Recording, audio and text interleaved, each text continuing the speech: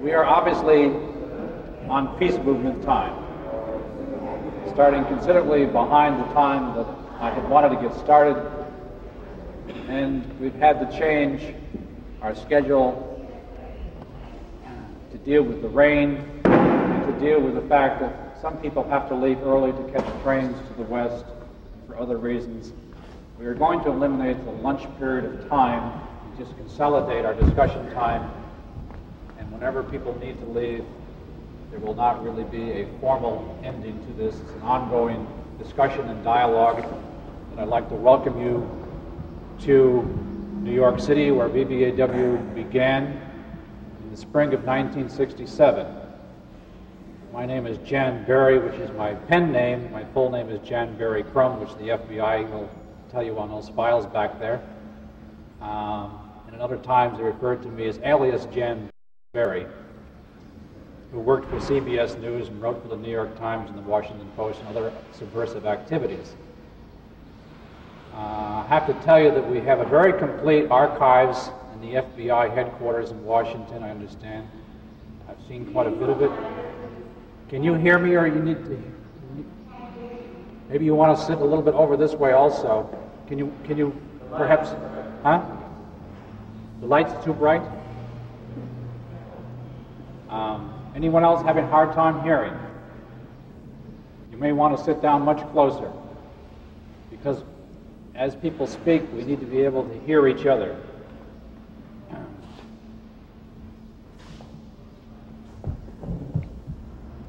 There are programs, if you want to get a copy and haven't picked one up, in which I listed a number of themes. I don't know if we can cover all of these in one day, but it gives us a starting point. And my thought was that this provides us a tremendous opportunity to learn what other people are doing today, ideas that they're working on towards the future, and to resolve, if we can resolve, some of the lingering things from our past of an organization that has had its ups and downs and came apart and was put back together again several different times. People always ask me, what was the founding moment of VVAW? And I always think, which one? There was a march on April 15th, 1967, here in New York from Central Park to the United Nations. And I went to it because I had seen an advertisement in the New York Times book review section that Veterans for Peace were going to participate in this march of the peace movement. And they caught my attention by saying, if North Vietnam really wanted peace, they should stop bombing the United States. I thought it was a neat way of turning around the rhetoric of the day. So I went there, and I did not know what to expect. The peace movement was a bunch of weird people. Not only that, where could you find it? Where was the headquarters of the peace movement? I'd spent 2 years trying to find where this amorphous organization kept its lair. And here was most of Central Park filled with people ready to march who were dressed up like they were going to church. Families, just lots and lots of people. The Boston Globe estimated 400,000 people. The police estimated just a few people. The New York Times took the police estimate, even though this crowd was so enormous that it filled up all of Midtown Manhattan and closed the streets down from Central Park to the United Nations. And the crowd could not fit in the plaza in front of the United Nations, and filled up as people kept coming and coming and coming, all of those side streets on the east side of Manhattan. At the very beginning of this march, I'm looking for this contingent of Veterans for Peace, and I see a whole bunch of hats that said Veterans for Peace in red, white, and blue. There's garrison caps that have been revived with the current Veterans for Peace, which is a newer organization with the same name. And as I went towards this group, someone said, Vietnam veterans, go to the front. And indeed, there was a banner that someone had made, hoping that Vietnam veterans would show up, that said, Vietnam Veterans Against the War. And there were already some guys carrying this banner, and I got in behind them, and we went marching to the United Nations, and everybody went their way. And I discovered there was no organization. Now, I went to Vietnam, and then they sent me to West Point to become a general. I can't stand too much disorganization, so I took a look at this peace movement and said, this is crazy, it's got to be organized. So I kept asking around and finding a Vietnam veteran here and a Vietnam veteran there. We ultimately put an organization together, and the actual founding formal meeting was June 1st, 1967. But it came apart in 1968 with the McCarthy campaign. Lots of people went and joined that campaign. Other people joined the Kennedy campaign. Martin Luther King was assassinated. Kennedy was assassinated. 2 members of the VVAW organizing committee in New York were set up by the police on different charges, one of which was a so-called conspiracy to kill a cop a week. This individual was a black Vietnam veteran. It took 2 years for a jury to hear the charges and throw the whole thing out. But they were coming down hard on VVAW at an early stage. And I had really no one left to organize because they had all gone to the various political campaigns or gone underground, and I closed the office. It was revived in California, a very active chapter throughout the rest of '68 and into '69. But after the riots of the police against the peace movement in Chicago, in which the Vietnam veterans went there to lobby the delegates and found themselves being beaten in the streets, the next time we called a meeting of Vietnam veterans, nobody came. And it took until the moratoriums in the fall of 1969 for there to be a new sense of possibilities, and suddenly I got a phone call. We have all these Vietnam veterans who came to all these moratoriums and they want to be organized. Didn't there used to be an organization, or isn't there an organization? It was revived. We went through stages like that. And you will see some of those stages reflected in these FBI files. There's some copies in the back there over the years. I would not have predicted that we would be here today. I didn't see the purpose of having an organization of Vietnam Veterans Against the War after the war ended. Other people showed that there was a reason for this organization to continue, to address the fact that in 1976 we had a bicentennial in America, and the whole country in essence said, forget about Vietnam. It didn't even happen. That was just a blip. You know, that wasn't America. That wasn't our real history. And we had a period of national amnesia for a number of years there until the Agent Orange issue surfaced like a toxic waste dump and forced the issue back up again. So VVAW played a strong part in addressing the Agent Orange issue, but underneath that, without any other publicity, this is the organization that identified post-traumatic stress, convinced the profession that it existed, convinced the profession that it had to be dealt with, convinced the federal government by writing the legislation that the VA had to deal with this, and then fought the bureaucratic battle of the last 10 years to keep those programs in place. No publicity, the work was just done. Central America, early 1980s. This was one of those organizations that saw what those policies could lead to and began addressing that issue from the very beginning. The nuclear freeze and reaching out to the Soviet Union. This was one of those organizations that was in on the ground floor. It was also one of those organizations that you'll be hearing some people here speaking today, and if you picked up the journal from yesterday, you read some articles about going into the schools and talking to the high school students and college students. I've talked to elementary school students about the Vietnam War. I'm glad to see that in some other areas, people are extremely well organized. Western Massachusetts, the group has a video and they have brochures, and they're the best organized I have seen yet. Other people may have other things that are going to be news to me, and that's what I thought we could do today, was share these kinds of activities that people are doing and try to use the framework of the themes as simply a starting point. We obviously cannot cover all these areas. And then one other element, we were going to try to do a combined lunch with a poetry reading. If there's no lunch, we can't have the poets reading at that time. So I'm going to ask several people here who are poets to read us very briefly some of their work. It's another spiritual dimension. I grew up in the Protestant tradition. a Methodist church in one small town, and then we went to another town and we didn't have a Methodist church, so you join whatever church is available. And in that particular town, it was Dutch Reform. Then my parents had a difference of opinion. There was something going on, and then we went to the Baptist church. It wasn't quite as bad as Mark Twain's brother, who changed religions every week because he couldn't stand something that the preacher said that Sunday. But that's the Protestant tradition out of which I come. This is the mother lode of that tradition. This church was here during the American Revolution. My understanding is that the revolutionaries met here, and the Tories met down the street at Trinity Church, the main church. That is our tradition in this country that we have come back to in a sense of meeting here today. And one of the things that it took a while for the government and some people in this country to realize is, those of us who were protesting the Vietnam War, we knew where we came from. We knew what our roots were, which is when something is wrong, you do something about it.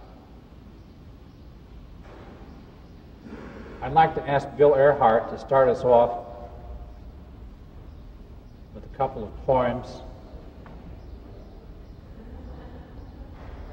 I just caught him flat-footed back there.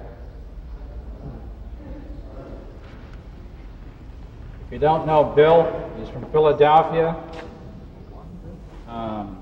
He has a number of books of poetry, and a lot of people think he has really captured the Vietnam War and the aftermath with an essence of poetry that the rest of us wish we could do. Bill? Thank you. I wasn't paying much attention to what he was saying, so I'm not sure who he is.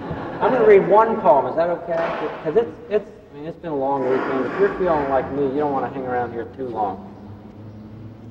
A lot of you may know Larry Heinemann's book, Paco's Story. There's a reference in this poem to Paco, and that's what I'm talking about. And this poem was prompted by a reading that I heard Larry give. It's called Unaccustomed Mercies. My kiss surprised you, but you didn't turn away. No, you remember it still, smiling, feeling a living warmth against your neck, even now. After your reading about the war, it was only a way of saying thanks for surviving, for writing, your murderous humor slicing the sinew of what men do to be men to the white bleeding bone. So many go stumping about, lost in alcohol, lost in their worst nightmares, missing an arm, a leg, unable to find a way out of the past, angrily vacant, calling themselves men. Someone ought to kiss them too. Someone ought to have kissed them years ago, before the war, before their first football game, before the last time they saw their fathers naked. Think of it. All that steel, the hatred, the generations consumed for want of unaccustomed mercies men might receive if only they knew how. What shall we give our children? Paco's company blown to jungle junk by our own obsessions, or a graceless kiss, my weaponless hands, your smile. Thank you.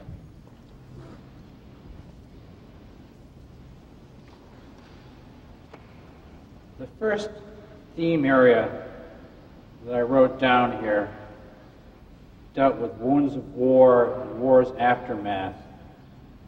And I listed some areas, and I'm sure there are other areas that I should have listed and didn't think of.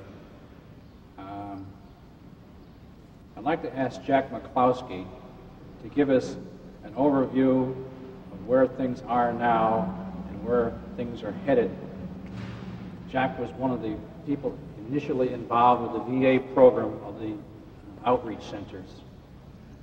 Let me start by giving you a little bit of my background, which led me into working with veterans. I joined the Navy in 1963. Had never heard of Vietnam. Didn't know that the Navy or the Marine Corps didn't have their own medical field, so from Navy boot camp and Navy Medical Corps School, I was drafted in the Marines. I spent 6 years in active duty, got called back in July of 1967. I went to Vietnam in September of 67. I was older than most guys. I turned 25 in Vietnam. I grew up in South Philadelphia, where the tradition was everybody to go into the service. I had met a woman who happened to be a Quaker, was going to Vassar, and I became very involved with her. I actually married her when I came back from Vietnam.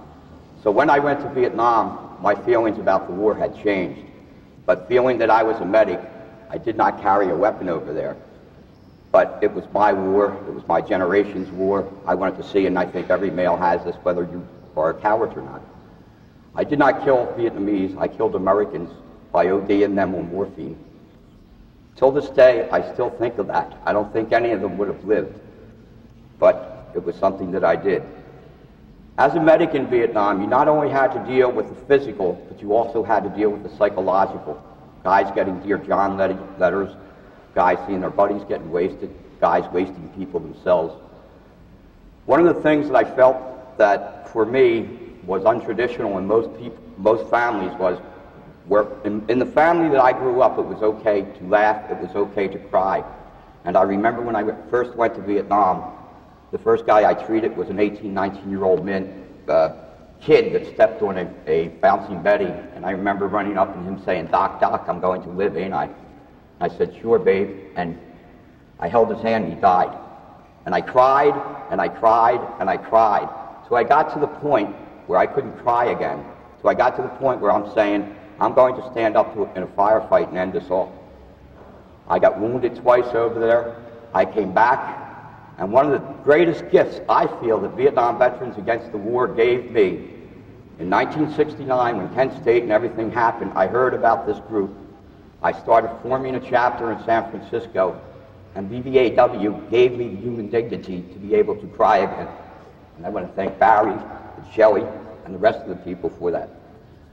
As I started organizing VVAW, I also noticed guys coming to meetings fucked up on smack, drunk, punching each other out, having problems with their women, having problems with their partners. We were gay, we were straight, we were everything. But we were organizing, still going through this stress.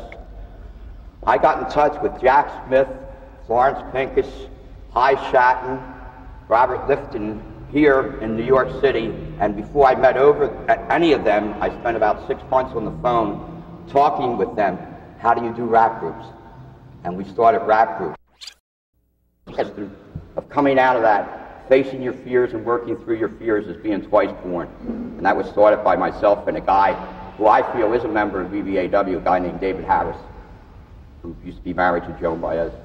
So we started forming this rap group. We had a farm up in Fresno, California, where Pete Schofield and some other guys went through it. And this was a farm for ex-convicts and Vietnam veterans. We never heard of post-traumatic stress disorder. It was called post-Vietnam syndrome at the time. So we started forming this, and this kept going. And we were still, this is still during the war. This is in 1973 when I started doing the 71 when I started doing actual counseling with Vietnam veterans. Then we formed an organization called Swords to Plowshares, which is still existing today. And what we did was we have everything in that organization, from counseling to job development to discharge upgrading, all this. That organization is still existing today. In 1979, I was leading a demonstration in front of the Veterans Administration Hospital in San Francisco about Agent Orange. A week later, I got called by Max Cleland asking me, could you come back to D.C.? We want to set up this program for Vietnam veterans. We think we can do it. Every year before that, from 1971 on, I had gone back and testified before the Senate and Congress. We need a program specifically for Vietnam veterans. There were 6 of us that were back there. 3 of us happened to be old members of VVAW. That was Jack Smith, myself, and Art Plank. All of us happened, and there were the 6 of us that formed and started the Veterans Administration program. Again, that came from VVAW. The work is still needed today. People may not think you need counseling, but you do. All these years I've been counseling veterans for 25 years. I never had gone through my own counseling. Last year, I had a 14-year-old daughter that was kidnapped, sodomized, raped, and brutally beaten up. And it brought all of my Vietnam experience back again. Everything. The nightmares, the flashbacks. So I know, I'm right now in counseling myself. I can no longer counsel Vietnam veterans, but I am in counseling myself. I still do consultant work. I still help set up programs. Let me end this by saying I think the program is needed more so today than it was when we first started. Both the delayed stress program and Vietnam Veterans Against the War. It is needed more today because our country is in worse shape today than when I came back from Vietnam in 1968. And let me end with this. The rage, the frustration, the anger, the alienation that we felt when we came home, to me, are signs of sanity and not insanity. What we've got to do, though, we've got to work through those problems. If we don't, it's going to fuck us up for the rest of our lives.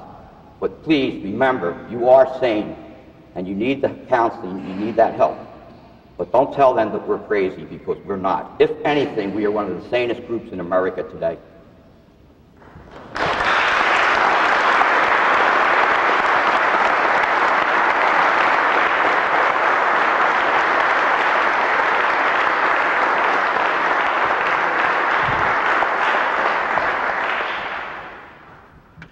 People familiar with a Quaker meeting? Speaking when you feel the spirit.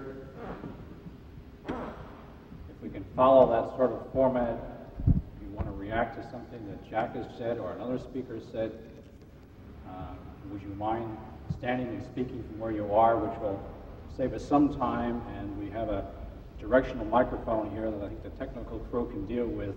That end of it. Do we have other reflections on this area? Yes. I think Jack's right. I've been doing PTSD now since 69, 70. Dan Amagon, formerly from Buffalo, but now in Massachusetts. The fact of the matter is that we were lucky in the sense that we could get some of our rage out, and that's what we did when we got back home and joined VVAW. A lot of guys did. A lot of the guys went back to a normal life. They were already married, got into their lifestyle again, into their responsibilities, and now those lives are crumbling. Their lives are, because they haven't dealt with the problems, are leading to divorce. They're not even meeting people that they haven't met in 20 years, like kids who want to know who they are, who's my father, type syndromes. And there's really a need out there for this more than ever.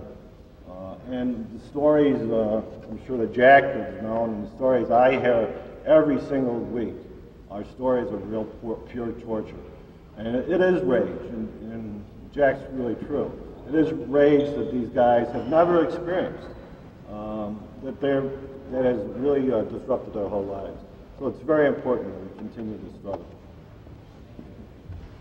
I was struck yesterday when John Ketwick was speaking about the first time that he addressed a high school class to talk about his experiences in Vietnam, and the very last girl in the class with her question prefaced her question by saying she had two brothers or sisters who had serious birth defects, and her father thought that it probably had something to do with Agent Orange in Vietnam. But every time the word Vietnam came up, her father ran into her room and didn't come out for days. And so her question to John was, what is Agent Orange? I spoke this spring to a class of 200 students on Vietnam, that's the class, at Rutgers University in New Jersey.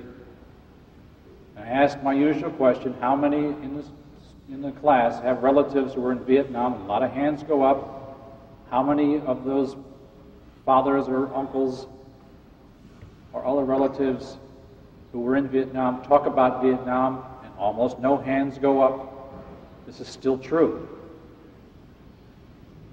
In 1977 or 78, I had a newspaper assignment to interview Vietnam veterans in suburban New Jersey for July 4th. took me a while to even find them. They all were very successfully integrated back into suburban society. Good jobs, house, 2 cars, 2.5 kids, 1 wife.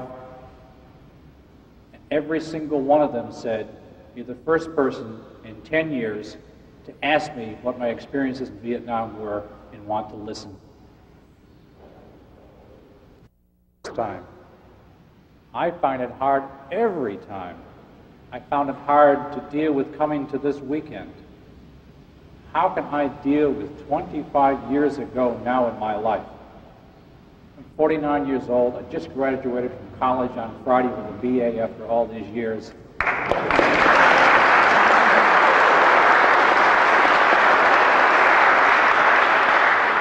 have a 19-year-old son and a 12-year-old son, and I think that raising 2 kids today was worse than being in Vietnam.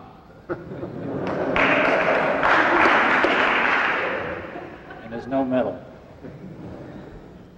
So there are other areas here as well, and as we go through, as we go through this, 1 second, we will be addressing family areas and other issues. I'm sorry, yes.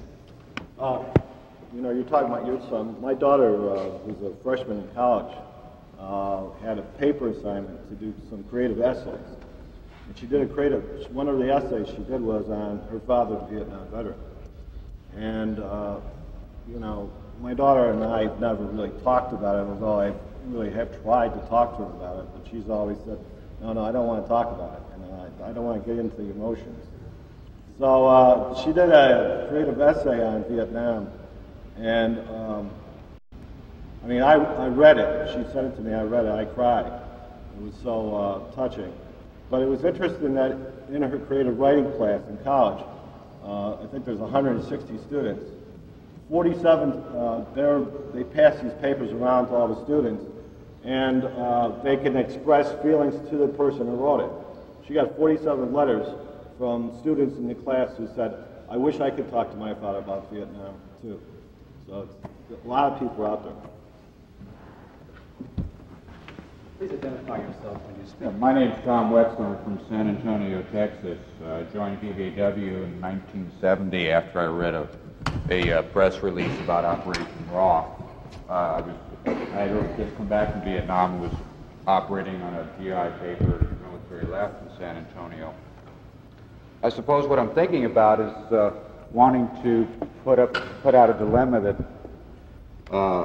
I have from time to time and see if somebody can offer some other ideas. Taking our cues from some of the people that you just heard talk about in dealing with post-traumatic stress disorder or post-Vietnam syndrome, we also, among other things, in Texas involved ourselves in rap groups, self-help groups, and working with some professional folks. And over the years, particularly around Central American issues, naturally because of our location, we were involved in sanctuary and such, doing things as Vietnam veterans dealing with Central America and some of our other foreign policy issues. And I often found, at least myself, having a difficulty with when does political work end and therapy begin, or when do people's need for therapy end and their willingness to do things as veterans and offer the things that we should be able to offer to either our contemporaries or people that are younger than us that we seem to have a unique ability to offer. When does one thing get in the way of the other, and when is it appropriate, and how do you deal with that? There's times when I don't have the energy, and out of a sense of self-preservation, even though I went through different processes and still do from time to time, I don't want to deal with someone else's problem, particularly after I've just spoken to somebody from Central America at different points who had worse problems, at least it seems to me, at the time. So I'm hoping for a response to that. I think it's important that VVAW always address issues that are veterans' issues, but I also think that we shouldn't let that get in the way of doing what it seems that we're obligated to do with sharing knowledge, information, insights with people who aren't veterans, particularly our children and people that are coming after us. And it's a dilemma I have, and I'm hoping maybe today to get some ideas, some things I can at least think about as I go back, particularly now at the post-Gulf. I don't know if it's post-war. The war's still going on in the Gulf. What do we do with that? That's another thing that I'm concerned about. With Vietnam, we were effective because of our first-hand experiences. And there's a part of me that's fearful, I think, that we are in fact kind of dated now. We're not the veterans that the war is concerned with. And that's different. That's different from our experience with Vietnam over all the long years. And I'm not sure exactly how best to address those issues, how we can be the most effective. Maybe it's just that I'm getting older and that's a natural thing for me to be frightened about those things. But I suspect there are other people who have the same concerns and ideas, so I wanted to bring that up a little bit. And I'm real happy to see all of you, and this has been a real pleasurable weekend. Could I make a few comments on the Wounds War and also sort of go into the future aspect of it also? My name's Bill Davis, formerly of Ohio VVAW, now living and working in Chicago, Illinois. Following the year that I was in Vietnam, I, along with some other people I was in Vietnam with, we determined that based on what we'd seen in Vietnam and the horrors that we'd experienced and seen, that we didn't feel like we could ever return and live in the United States again. I had no concept of what the anti-war movement was or the peace movement, and had really no connection to it, but we were very angry and alienated, and we're looking for a place like we felt that we could live in the world. And we determined that following our tour of duty in Vietnam, we'd go to Thailand.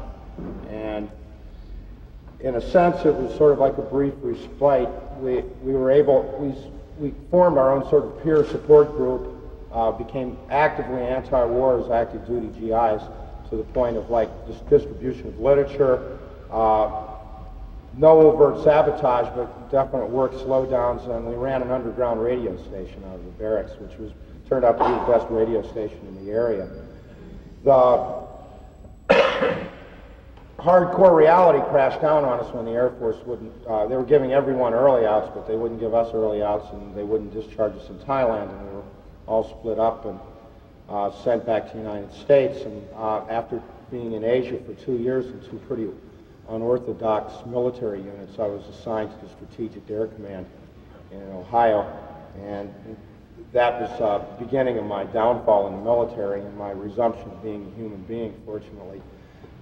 It inevitably led to a court-martial, which in essence I won because I gave up all my rank, and I still owed the Air Force money. They sent me letters even when I was no longer in, but I still owed them money. I told them they could come over and collect at any time. The door would be open, come around, midnight and stuff, and don't knock, just come in.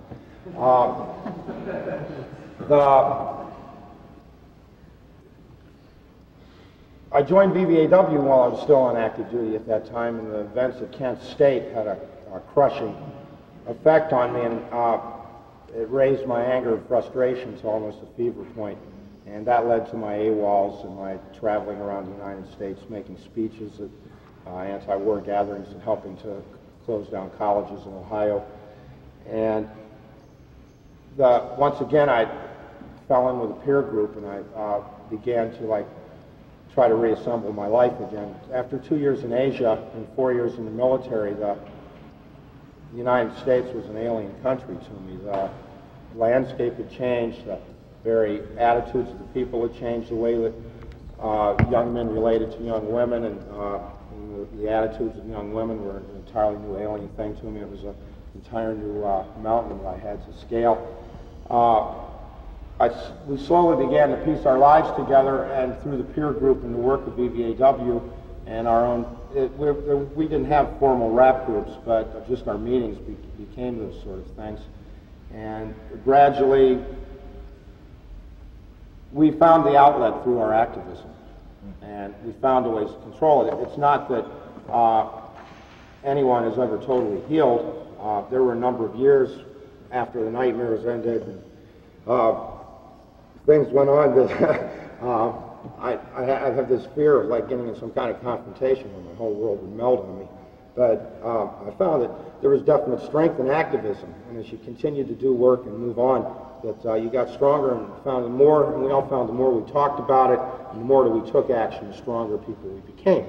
And it's still that situation today. I mean, my wife and children have grown accustomed to me if we go any place in public that I won't sit with my back to the door, and that's about the extent of my problems anymore.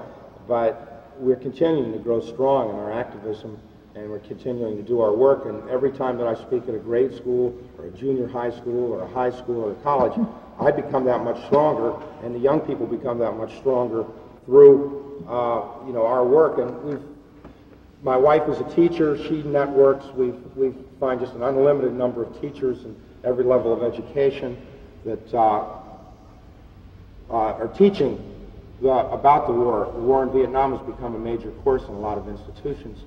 And even the more conservative teachers and conservative veterans who teach these courses bring us in. I mean, it's a hell of a thing to have to do, but we have to undo what they've done for a whole quarter or semester in one day. But we put on a good show. My wife was, in 1968, when I was in Vietnam, she was involved in anti-war activities in Madison, Wisconsin, and was like brutally beaten by the police and had like a minor role in the film The War at Home, which is a classic in terms of how the peace movement blossomed into a major factor to bring the war to an end. And we go to a lot of these sessions and we provide a great 1-2 punch. Her at home in 1968 and me in Vietnam. And it's really effective, and even the more conservative of these people welcome us because it is a different viewpoint. And they're trying to like give this air of being fair. But once we get in there, it's not fair anymore because we just rip them up. That's the strength and that's the future of our organization, as long as we're alive, is bringing our experiences to generation after generation and taking those struggles forward and basically opposing U.S. military intervention at every turn. Thank you. Yeah.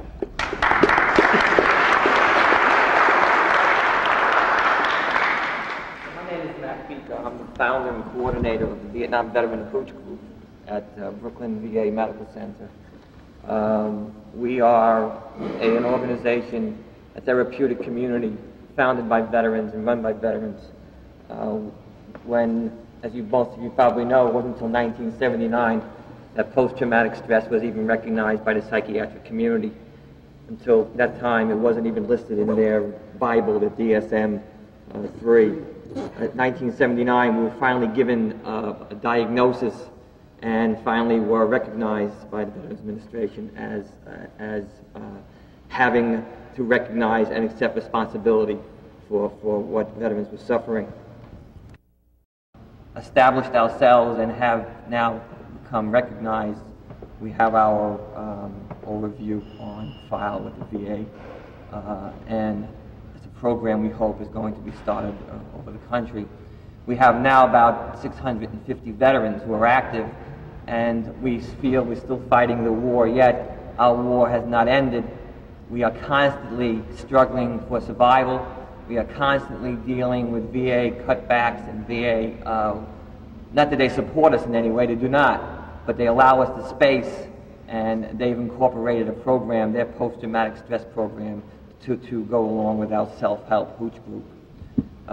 We still find, we're still going to people's basements and to backwoods areas, getting Vietnam veterans out of holes and out of basements. Vietnam veterans that have been confined and held themselves up since 20 to 25 years ago. So the problem is not over. We finally have recognized post-traumatic stress, and it seems that the VA is finally taking some responsibility for post-traumatic stress. But unfortunately, the diagnosis of post-traumatic stress has now become intertwined with budgetary constraints. One of the requirements for the diagnosis of post-traumatic stress is a recognizable stressor. And it's up to the VA adjudication board to determine what is a recognizable stressor. Unfortunately, in many cases, when VA clinicians get these mandates to cut back on how much ratings they're giving out, how many cases they recognize, they can always interpret a recognizable stressor as something which you did not experience.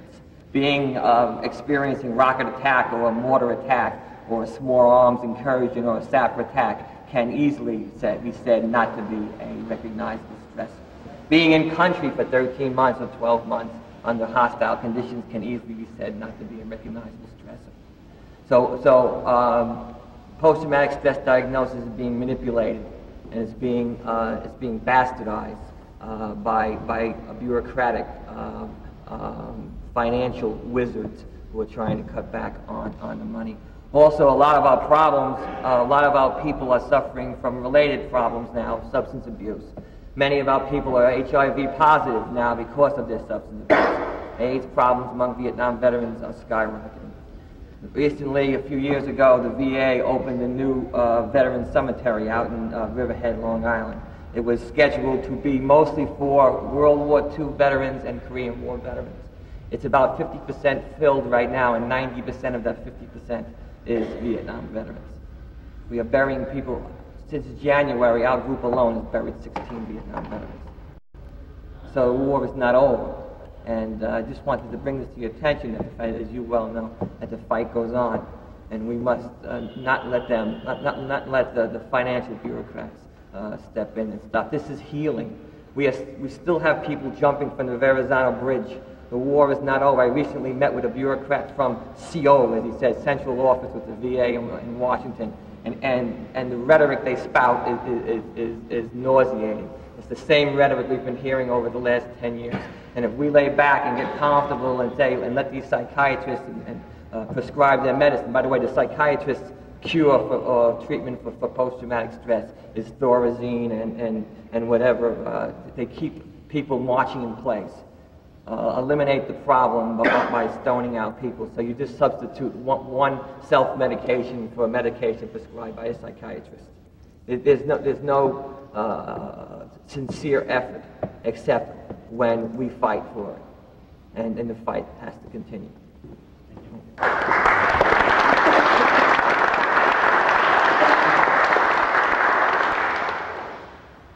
Hi, I'm Annie Hirschman, and I'm a nurse.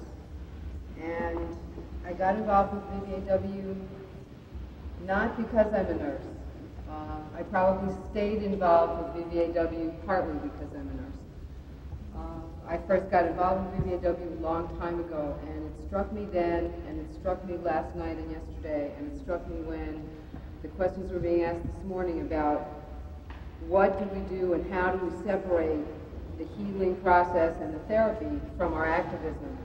And the fact is that VVAW never has. And I think that is why the people I know in VVAW, as bucked up as we are, definitely are healthier than some of the people that I've seen that are veterans that aren't home yet. One of the things that I campaigned for as a nurse, taught by my brothers and sisters in VVAW, is to have every medical professional ask the question of every patient, are you a veteran? Not necessarily a Vietnam veteran, this could be a Gulf vet, a World War II vet. Are you a veteran? I really escalated the campaign where I worked to get this question written in on a piece of paper during the current AIDS crisis, because it turns out that a fair proportion of our AIDS patients in New Jersey happen to be Vietnam veterans, or happen to be veterans of a little bit later period. And some of them are coming up with some unique diseases due to that.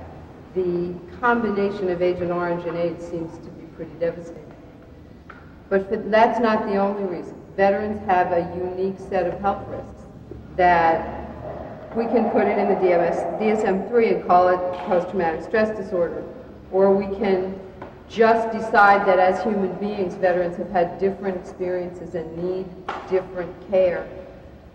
And sometimes we can just decide to say, are you a veteran, and allow our patients to let us know how that impacts on how they're feeling now.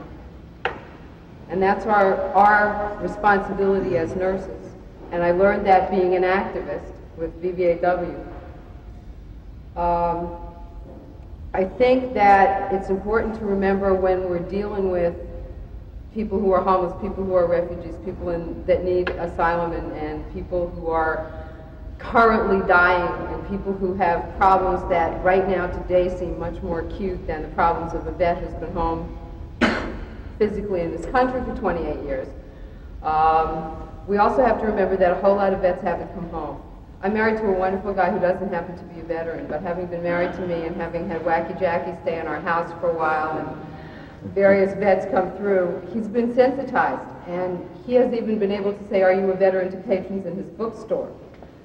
And one of them turned out to be a guy who got an early out as a law enforcement officer and has been working in federal law enforcement, and came home, started going to rap groups about a year and a half ago, with all those feelings that all you guys who've been in VVAW since 1967 started dealing with in 1967. He started dealing with, last February.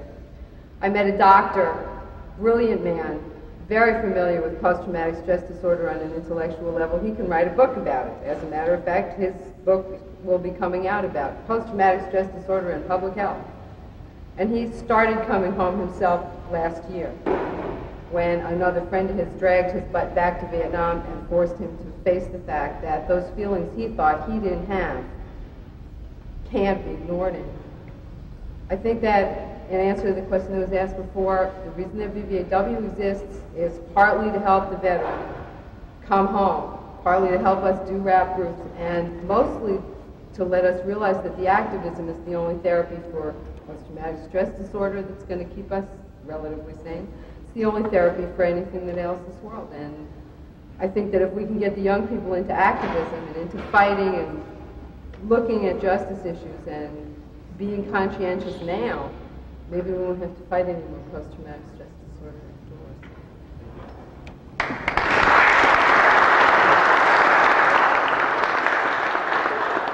My name's John Hopkins. I'm from the Boston, Cape Cod area. Got active in VVAW right off. When I came back from the war, I was like a crazy man and didn't know what to do and thought it was me. I thought I was one of the most horrible people in the world for the things that I did. And when I saw that other veterans, looked at the wars the same way as I did, and I became active in it, that was my therapy. And the physical acts of going and confronting the government were my therapy and brought me back home and made me somewhat whole. I found out how unwhole I actually was during this Iraqi thing, because I went right over and right off of the deep end again. But it was through political activity that I managed to pull myself back from that brink of craziness, that it wasn't just me. And in that period, I came to find a lot of people in Veterans for Peace who are quite active and who are from World War II and the Korean era. And guess what? They suffer from post-traumatic stress. And they're just starting to deal with it, and they're in their 60s. And the way that they're dealing with it and the way that they're getting strong is through political activity, through the act of confronting the horror that this government leads throughout the world, the torture, the murder, the stuff that goes on that are daily happening that most people in this country just have no conception of. They all have the blinders on and they don't want to look. And that's why they don't want to listen to us. And I think there is no contradiction between helping the individual and working out that stress, as long as you realize and recognize that it's not us, it's them. It's that their horror that they perpetuate on us, that they perpetuate on the people around the world. And through activities of learning to look and see that horror is outside of ourselves and that we can confront that horror openly, that's how we're going to get whole, that's how we're going to change the world. And through the thing I get from these people who went through World War II is the strength to recognize that as we get older, our political strength, our commitment to ending that horror is going to get stronger and not weaker, that we're going to find that strength and recognize it and look to educate the young people to turn around those kids with the testosterone roar and to think, geez, the flag and storming Iwo Jima and the whole 9 yards. That we'll make that change, I think, too.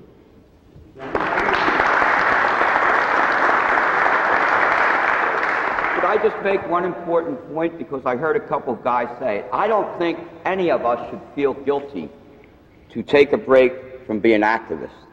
We all need breaks. We're all getting older. So I don't think any of us should feel guilty. And if you want to take time out for yourself, and if you want to take time out for your family, then you are going to come back from taking that time a much stronger and a much more active person. And I just bothers me sometimes when I feel that's saying, if I take this break, I'm going to be guilty. I thought that for many fucking years. Annie Hirschman told me that was bullshit.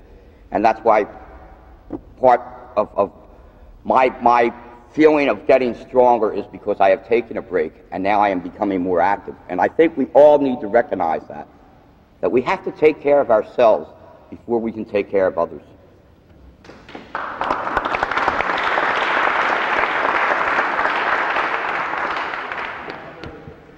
This gentleman speaking here, I want to do a slight transition to introduce two poets from the Boston area, and then we'll continue, please.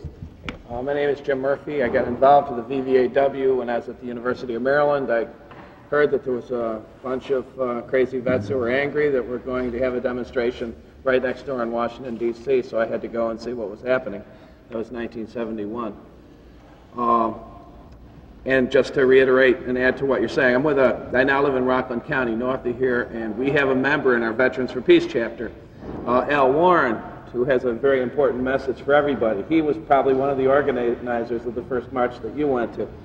He's been active in veterans issues since the Lincoln Brigade, and then in World War II, and then in the Korean War, and he feels that like there is no difference. If you're a veteran, it's your obligation to be active in your community and to, like you say, there's times when you feel up to it and you contribute when you can, and when you can't, you basically just thank the people that are contributing.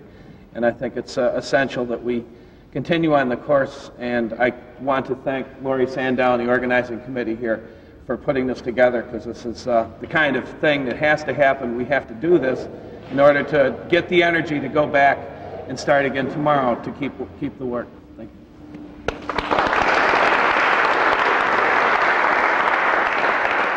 I want to make a transition in our thinking towards the future, and what we're going to leave as a legacy, and how we're going to convey to our children. And I would like to ask Dave Connolly and Mark Foley to please come up and join me. These two guys started doing poetry readings and addressing these issues in schools at least 10 years ago. And I know 10 years ago I went to speak to a class at the University of Massachusetts in Boston. And in that class was Dave and his daughter. Please give us a little bit of sense of the things that you guys were doing then and what you're doing now. What we were doing then, that was a social legacy of Vietnam class offered by the Joyner Center. And Bill Earhart would happen to be teaching it, and when my daughter found out that it was offered, she wanted to get into it. She turned out to be a bridge between us and the people her age in the classroom who were astounded at the things we were telling them, you know. And she was the one that grew up listening to me and living with my PTSD, and I think really carried across our message to kids whose fathers didn't say anything to them, whose teachers didn't have anything to say to them, because there's nothing in the history books, and, you know. I think that classes like that should be in every school. They're in too few. There's too many classes being taught by the right wing. I speak in probably 30 schools a year from elementary to college. I find it hard to do. I end every session with a bang and adrenal headache, but the next day I feel better for myself. The next day I feel more whole and more human, and I don't think that any of us should ever stop being Vietnam veterans against the war, especially in public arenas like that. It's very good for you. We all know that, though. I'm talking to the converted. I began speaking in high school about 4 years after I graduated from high school. I went back to my alma mater, and it was the first place I ever spoke, and I spoke to the senior class assembly, and I was scared to death. standing in front of people and speaking. But little did I know then that, you know, I felt so much older. I felt like I was 30 years older than the senior class sitting there. And yet I was still very much a kid myself. I was only 22 at the time. Dave and I have been going into high schools and colleges now since 1980, 81, and have felt that that is one of the most important things that we've been doing. But more importantly, I think, was our work with creating an organization called Vietnam Veteran Artists out of Boston, in which we invited Vietnam vets and era veterans to write poetry and prose and create artwork and to put it on display. We had displays in the Capitol and different universities and art galleries in New England and New York. And for many years we did that. And along with that, recited poetry, and we were trying to find a way to use art as therapy for veterans. It was very effective, and I don't see that happening so much anymore, but I think that those of us who go to schools and speak and still do that should you know, redouble our efforts to make sure that Vietnam veterans and era veterans, that their experience are very valid. And although a lot of us have never picked up a pen and put those you know, thoughts on paper, it's never too late to do that. And a lot of the best stuff I've seen is recent stuff, stuff that people have had 20 or 25 years to turn over in their minds, and the poetry comes out, you know, very clear. And this is what, it's a great way to reach high school students who otherwise have no appreciation for poetry whatsoever because it's so visceral. And you know, they really can appreciate that. So with that, I'll read a couple. Yes. During Desert Shield, I started to write to an Army infantryman from the same town that I come from, South Boston. His unit actually made contact with the Iraqi Army. He was a gunner on a Bradley armored fighting vehicle. The Bradley was disabled by a recoilless round. He pulled the driver out and was decorated. When he come home, he was ebullient, you know. During the whole time I was writing to him, I wasn't speaking politically to him. I was giving him the benefit of my experience as a survivor only. And when he got home, I met him and got together an old soldiers meeting, and we talked to him about our experience in Vietnam and his experience, what we knew of his experience. And I don't know how much, I didn't know how much at the time I had gotten through to him. Within a couple of months, though, he had left the Army. He was complaining of sleep disruptions. He was drinking heavily, and I convinced him to find some help. I convinced him to get political. This is called for DC, Corporal D Company, 41st Infantry, Operation Desert Storm. Look, it doesn't matter, little brother, if it lasted 4 years like my old man's or 4 days like yours. The beast will live and breathe as long as you do, sometimes full-blown in your head. Its breath foul with flash and flesh, addling your senses. And the people, friends and enemies alike, will once again have lungs and limbs shredded, lose heads and hearts and hands. Their blood and brains will again mist the bunkers and fighting holes in the cabins of ACAVs, and still they won't die. And you'll shake or wake, as we all do, wishing and wondering if the war will ever end. Blinding me. 2 khaki-clad, white-helmeted MPs start pulling men out of their seats. All of them young except my middle-aged ass, and lining us up in the aisle. The military police explain, robot-like, that they are marching us off to the Middle East. As they march us out left, right, left, their cattle-prod nightsticks keeping us in line. I'm falling out yelling, but I'm too old for this shit. And I'm wise to the lies, and you have no right to take these guys. Then, like a movie director yelling, cut, cut, to a bad scene, I hear myself telling myself, it's only a nightmare. It's just a bad dream. My Middle East nightmare number 2, more to follow. I got to Vietnam on the 2nd of February 1968. When I first met Bill Earhart, we talked about the fact that our tours overlapped by 5 days. He at one end of the country and me in the other, both fighting in the city. This image come out of that. It's called Tet Plus 24 for Bill Earhart. Can you feel it, Bill, come round again? Yeah, you must. It stays with me. I'm just getting there 24 days ago. Hustled off the plane and into a truck. Whispered orders, unsighted M16s, helmets and flak jackets, hurriedly pulled over wrinkled dress uniforms, bearing only the national defense ribbons we were about to earn. Out to the perimeter flight line at VVAW, where air policemen and Viet Cong are blowing holes in each other for their country, for freedom, for peace. It was all just starting for me. You had less than a week to go before your brothers hustled you to safety after some Viet Cong grenadier got lucky and you were, quote, not told and full of gold. They hurried you from harm's way and home again to our grateful nation. I feel it still unfolding across the years. I'll turn that corner again tomorrow morning in VVAW, hoping the VC have really pulled out. My heart pounding in my throat, my mouth lined with sandpaper, trying desperately not to lose it and embarrass myself, my da and granddad, South Boston. See, around that corner in neat lines along the street, there are beautiful trees in full bloom and American soldiers dead for days in full bloat. And I knew then that the war, which we were winning when I left the States yesterday, was as lost as I was.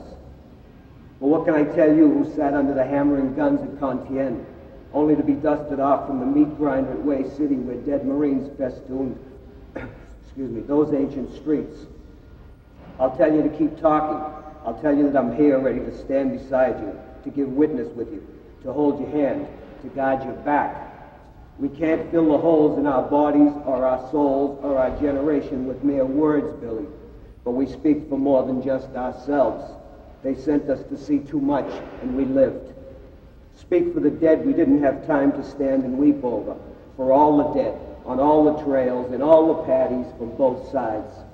For my friends killed or cooked in ACAVs, for your friends atomized by the big guns that aimed at Contien, but especially for those dead boonie rats and grunts whose bodies, looted by our allies, still lie in our minds looking like so much garbage on the streets of Benoit and Hue.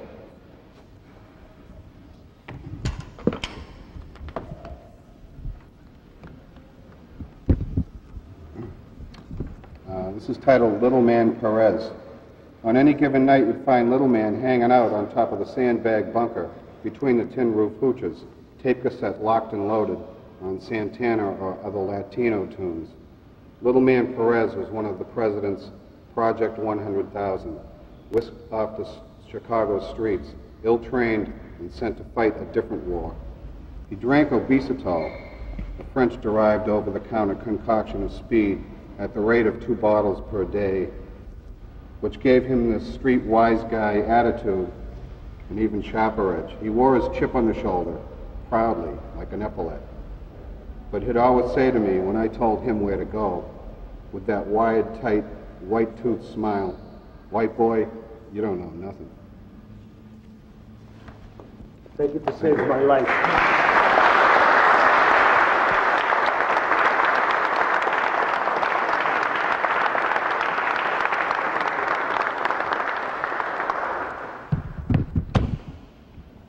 Reflections. And speaking about our children and the future, my name is Country Joe McDonald. I'm a singer and a songwriter and a Navy veteran, not a war veteran though. I'm remembering an anecdote that I read in Reader's Digest once about a parent who had discovered their child was lying about something and waited until bedtime to address this important issue with the child. And after a good night story, the parent began waxing eloquently on the pitfalls of lying and telling the truth, etc. And really got cooking because the child was intently staring at their face the entire time without talking at all.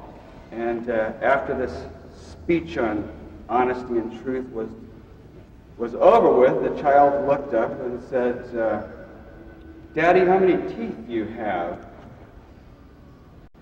So, of course, the child had been just watching the parent's mouth and thinking about teeth the entire time. The point of my story is that I've been working with war veterans for quite a while, and as I mentioned, I'm not a war veteran, but in this this war veteran community and in society, we tend to always talk about violent, traumatic, war-inflicted trauma. And perhaps that is not the subject. Perhaps it's part of it, part of the problem, war. But I'm going to suggest that if we attempt to communicate to people who do not know the military experience and are not familiar with war, that perhaps we need to find out what they really want to talk about first. If it's teeth or if it's honesty or not, I don't know. My parents were very radical progressives their entire life, but we never talked about my 3-year military experience from the ages of 17 to 21. I don't have memories of explosions and bombs and joining with the enemy. But I do have a lot of feelings about never having that 3-year experience validated by having my peers and my family just talk with me about it. What was the food like? I would like to explain how lonely it was being so far away from home and being so young. I think that we turn off a lot of people sometimes because we talk about blood and guts a lot. And that, of course, for every combat military person, there's, I would think, 10 or perhaps more people who have not experienced war at all, but are totally within the military experience. I don't think that the military experience has been demystified in any way. It is well, it's a subject that we don't talk about. And as veterans, we tend to talk about it a lot. And I think that young children look at us and are very jealous because we have something in common to complain about, and there's some camaraderie there, and we tend to sometimes build ourselves up bigger than life. And so for the millions and millions, tens of millions of people who have shared in a military experience, not just a war experience, and for the tens of millions of people who don't know anything about the military. What I mean is they don't know what it's like to stand in a chow line or what the UCMJ is, or I don't know what they want to talk about. But what I'm suggesting here is that sometimes we assume war, death, and destruction is the subject that we desperately need to talk about. Well, it's certainly part and parcel of it. But in order to get the conversation started, I think we just need to start just recognizing the military experience as being a real experience that people have every single day. Tens of thousands of people are being discharged from the Army, being put into the Army and the military. And as Ann Hirschman was pointing out, I found out for about 10 years as I went around at one point asking, are you a veteran, are you a veteran, are you a veteran? And having just people say yes or no or whatever, that little bit of conversation was a validation of a lot of things. That the experience actually exists, for instance, because I think in the minds of lots of civilians, going into the military is like going to Pluto or Mars or something, or having an extraterrestrial visit you or something. And then to break through that mystification by saying, oh, geez, I remember my buddy's arm was blown off, and then you're going, and that's, to most people, it's still Pluto, and I don't think our grief is, of course it comes from trauma and severe trauma, and there are lots of people who have those problems, but for many, many of us, those not in the military and in the military, there's this dreadful silence over the simple aspects of the military experience. And we need to start communicating that, and perhaps listening to children, if we can make them feel secure enough to ask some questions. And maybe we'll find out that they just want to know what it's like to shine your shoes, or something like that. But it's certainly a way, I mean, as a parent, I know that unless you can get a conversation started on both levels, the adult and the child level, that nothing is really accomplished. And that mystification, that romanticizing of war in the military still exists, when actually it's not such a hard to understand thing, the military experience, once you get into it. It's like, in many ways, like going to college or having a job or taking a vacation or whatever. Of course, it has some strange parameters to it, but perhaps that's not the important issue. Those strange parameters and rules and regulations, but perhaps we just need to begin, as we talk about breakfast, with the same kind of casualness, to just say, gee, Cousin Ernie's over in boot camp somewhere or something, or wow, Grandpa's talking about the war again, or whatever, so that we just begin to really, really, really communicate, not just the traumas, the good, the bad, the ugly, and all that. So, thank you.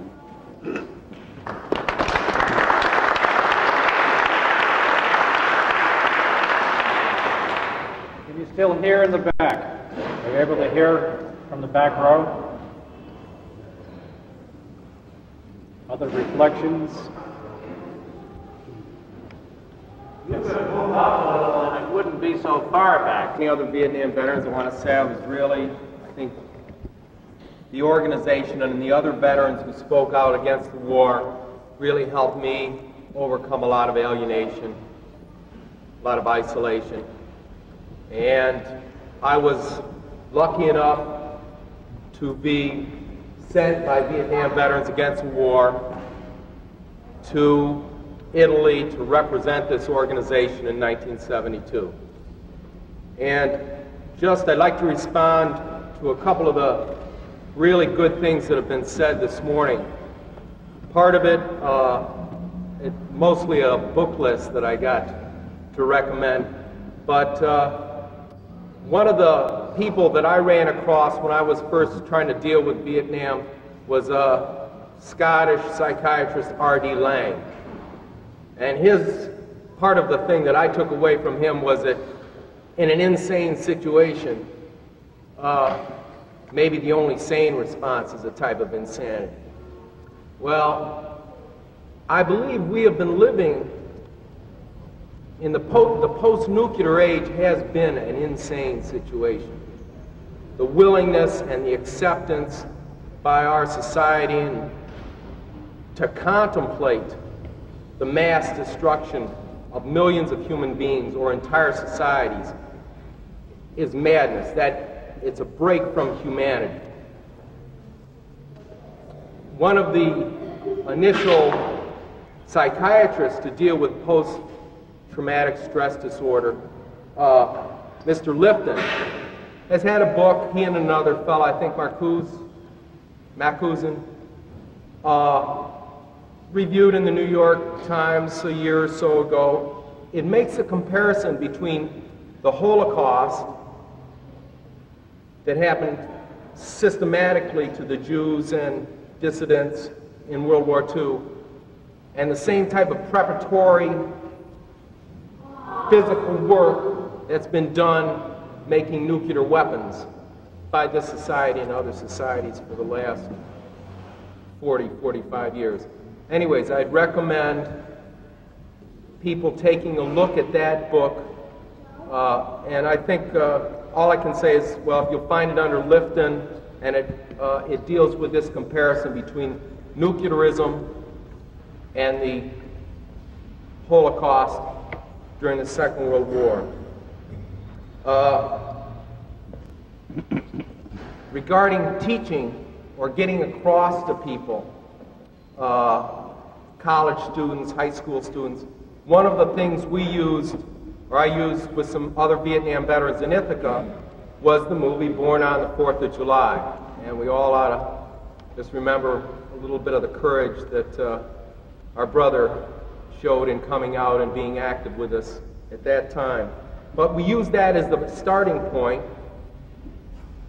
for a discussion because it was a popular thing that people had experienced or seen. Now, at that, I developed, or we put out a reading list. And I'll just briefly go through some of the books that were recommended. Again, Korea by Wilfred Burchett. Remember, we still got 40,000 troops in South Korea, and that was the first American Cold War. Dispatches, Michael Carr, Fire in the Lake, Francis Fitzgerald. And a couple books that deal with how this system is perpetuated. The mass media. This one is called Inventing Reality, The Politics of the Mass Media by Michael Parenti. A fellow that has become very famous recently, Noam Chomsky, with Manufacturing Consent, The Political Economy of the Mass Media. An older book, but now that the Cold War is over, who knows, it may come back into fashion a little bit in terms of looking at things. It's called The Press and the Cold War by Aronson. And another book that I think is just basic to understanding America, Labor's Untold Story by Boyer and Morris. This book is in its 15th or 16th printing. And there's just one other thing. On May Day in Ithaca, I was able to pass out some leaflets, got the permit from the city and everything. I'd like to read you the short statement that was on that leaflet. We must remember this: the government's attitude towards workers overseas, towards the peoples of other countries, its foreign policy, is but the external manifestation of its attitudes toward the mass of working people within the United States. It's time to end the support for non-democratic governments and to bring the troops home. And we as individuals and as a society must repudiate politically and morally the production of nuclear weapons and other devices whose use would mean the mass murder of human beings. To mentally accept a worldview that can attempt to justify or rationalize the killing of millions and the destruction of entire societies is wrong. Yet that worldview has been a part of the dominant, officially accepted and promoted reality of our society since the early 1950s. If a government is continually preparing to slaughter millions of human beings outside of its borders, just how much real energy will it or can it devote to the health and well-being of the human beings inside its borders? Thank you, and solidarity to you all.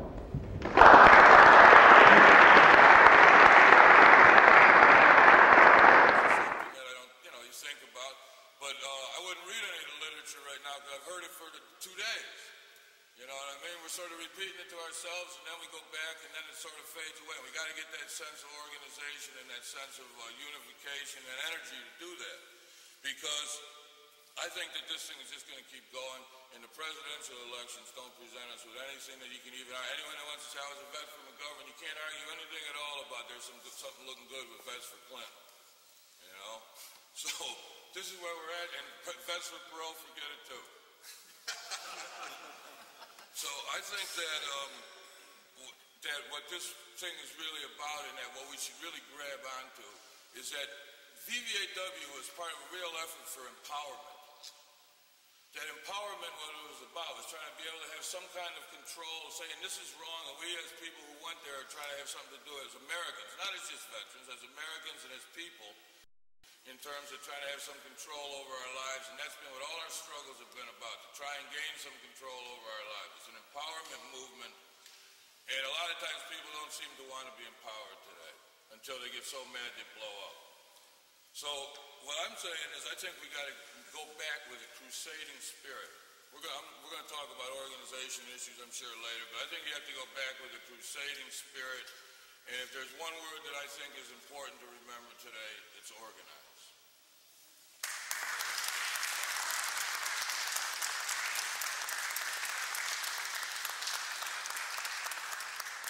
Energy?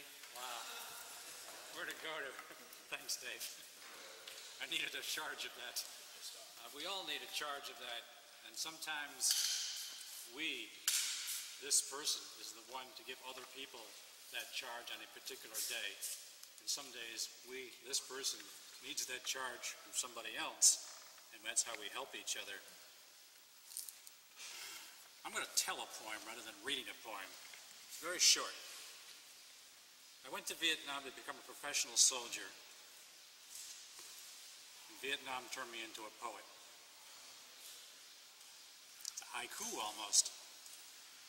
Do we have anyone else here who came who wanted to read poetry? Okay.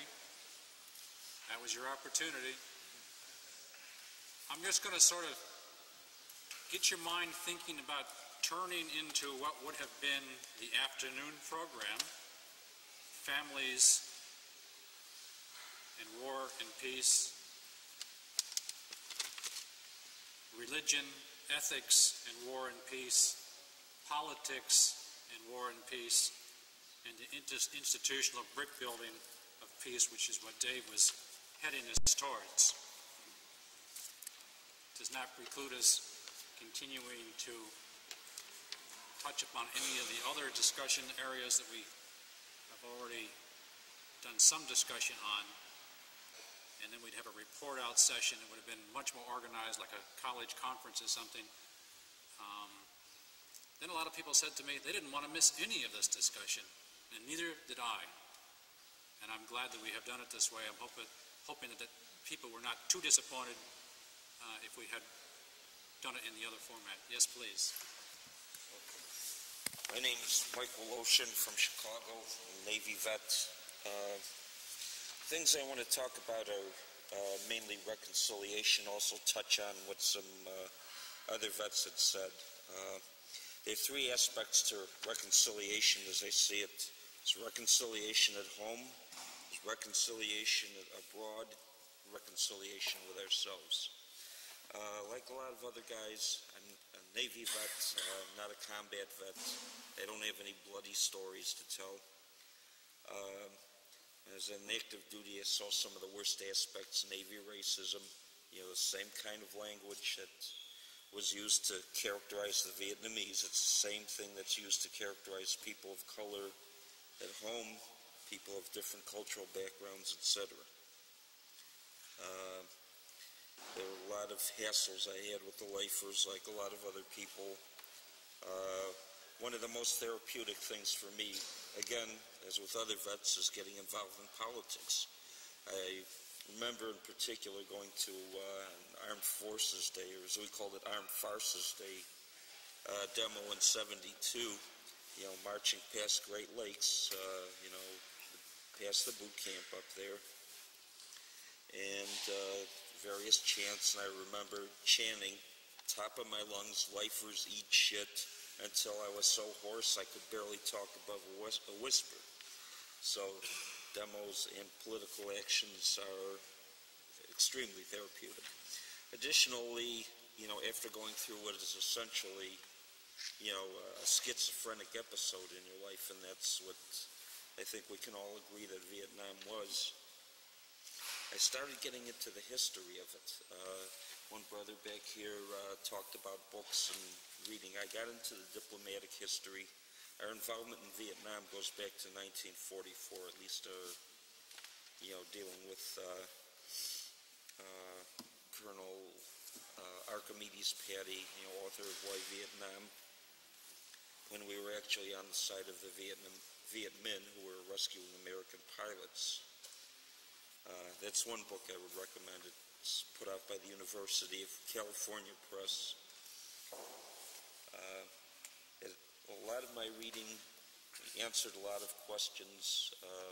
Something else I would recommend very highly as kind of a supplement to the Pentagon Papers New York Times edition is Gareth Porter's Vietnam: A History in Documents. And in particular, that contains things like the first draft of the Tonkin Gulf Resolution, which had been prepared 2 months in advance of the manufactured incident, which in reality never occurred. If you've heard from James Stockdale, who was on patrol at that time. It also contains the Vietnamese Declaration of Independence, which is modeled on our own. I'm going to get into some specific aspects of the reconciliation thing. First at home, and this also deals with the public reception and public perception of veterans. All this garbage about us being a bunch of fucking baby killers, it comes from two different sources. One is these goddamn Rambo movies that came out, and another was from these RCP assholes which tried to essentially infiltrated and ran this organization from late 72, early 73 until the split in 85, 86, whenever it was. I first heard about VVAW, it was about 2 months. I got out on the early out March 1st of 71. I read about Dewey Canyon 3 and started looking around. I started going to a local junior college, hooked up with 3 other guys, and we had a chapter. We were all anti-authoritarian. We wouldn't elect any officers, so we never got officially recognized. And the guy who was the spark plug, I like to thank him publicly. I don't know where he is now. A guy named Chris DiMatteo out of Chicago. Another guy named Danny Herman is a real good buddy of mine. I don't know where he is now, but these are the guys who brought me in initially. Part of the, going back to the perception, I think all these movies and this image, it wasn't generated by the anti-war movement. It was generated by the media and the Nixon administration following Dewey Canyon 3. Here are vets joining the peace movement, throwing their medals back, repudiating the war, and what better way to discredit vets than you're throwing up real and invented incidents from the My Lai massacre to the shit about spitting on guys and throwing vegetables at them and that kind of garbage. Now, getting it back into reconciliation at home, I think a lot of this was part of a Nixon administration plan. I researched into the testimony of the Watergate hearings. There are numerous references to VVAW. During the 72 Republican Convention, one of the Watergate burglars, I think it was Pablo Fernandez, was hanging around the vets' encampment, tried to sell automatic weapons to the vets. That's pretty well documented. And a number of other things. The administration was really frightened because people could dismiss the anti-war movement as, a bunch of leftist peacemongers, but when the vets, the guys who were in Nam, came back, started talking about their experiences, I mean, that had far more credibility than anybody else could. And I think our involvement is what really, brought the war to a sooner end than it would have otherwise. Another aspect of this is the impeach Nixon movement. When I was in school, I was involved with it. I was also involved in the amnesty issue. A lot of people don't realize this, but following the removal of all the troops and the release of the POWs in March of '73, Nixon was prepared to go back into Nam and re-escalate the whole thing. And the whole Watergate thing, which brought him down, is what precluded him from doing that. I mean, we would have had Vietnam I and Vietnam II. And there's no question in my mind about that. Another aspect of reconciliation is dealing with war resistors. The proudest thing that I did in my involvement as an anti-war vet is in 1976. I was a lobbyist with the National Council for Universal and Unconditional Amnesty. I worked with Louise Ransom, Fritz VVAW, a number of other very good people. And this was during the time I was sort of alienated from VVAW for a while. I think way down deep inside each of us, and I know certainly in my case, I envy the war resistors. I wish I was one of them. And I'm sure a lot of other vets around here feel the same way. And doing that kind of work, bringing the war resistors home, or, you know, if they were in exile from underground, I think that was very critical work. Reconciliation with Vietnam is in the same vein. I've heard speculation from people that it could come as early as next year, and that's something that has to be done, and I'd like to publicly thank some guys who are doing it, Freddie Champagne, the Veterans Vietnam Restoration Project, Gordon Smith, Project Hearts and Minds.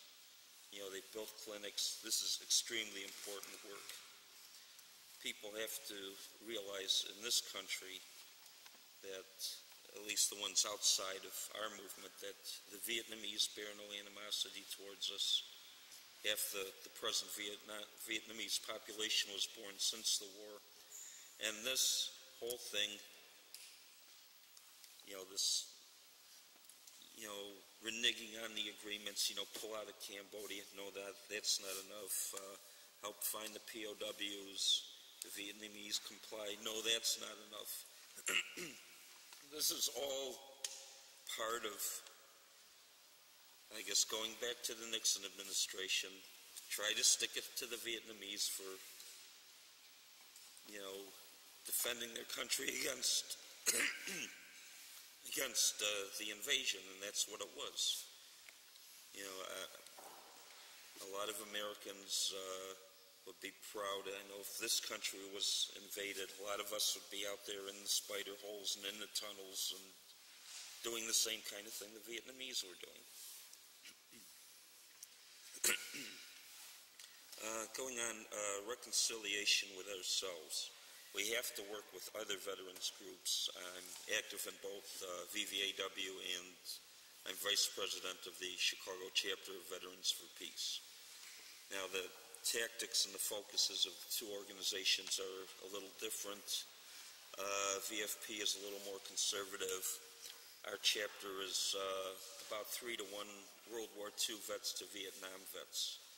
And we have to draw on the experience of these guys because they have a lot of things to teach us in terms of tactics. Now, I don't think the reconciliation can be totally complete unless we confront some of the things that happened in this organization. I had my hassles with the RCP. A lot of people in VVAW don't want to talk about this. It's one of the ugly aspects of the organization's history, but we got to face up to it and deal with it. In '73, I just happened to mention during a chapter meeting I was working for independent Democrats against the Daily Machine in Chicago. People looked at me like I was a pervert or a child molester, and I was kind of frozen out. I don't know if I left or I was kicked out or what. I stayed out for 7 years and got back in when I was doing some anti-draft work and met VVAW people who were doing security. I've been active in VVAW the past 12 years. And We have to do something about these goddamn parasites that are pimping off this organization and destroying its good name. When I went to the dedication of the wall in 1982, a lot of VVAW people there, and then these Maoist assholes go marching through the ranks chanting. We had to apologize to people and say, hey, those people are not us. And we have to deal with these people, stop them from using our name, using our logo, passing themselves off as Vietnam vets. And I'm pretty sick about this.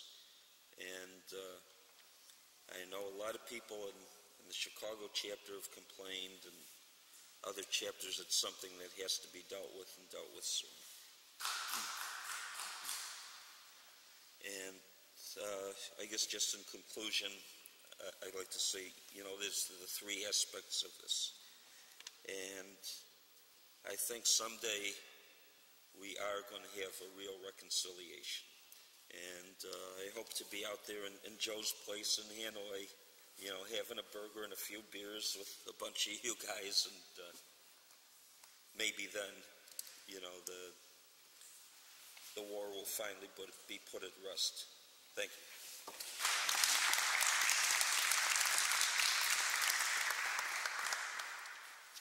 Yeah, my name is Mark Selleck. I'm from Berkeley. I don't think I'm going to have another opportunity to thank each and every one of you individually, so I just want to do this now. I've been looking for you guys since 1968. I was in the Marines from all of 67 through all of 70, and I'm not going to tell you a war story except that I was a war resistor, and I wound up going anyway. I want to thank you for being a major factor in saving my life, for transforming it from one of just a day-to-day survival to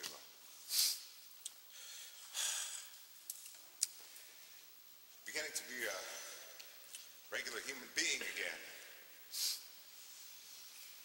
The rap groups, and the vet centers, and the PTSD stuff, and the Agent Orange stuff. I started crawling out of the woodwork a couple of years ago, and I participated because of the work you guys had done. I especially want to thank you all for helping me realize I'm not nuts, okay?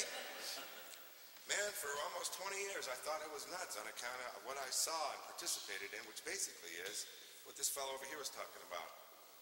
People want to have an opportunity to control their own lives.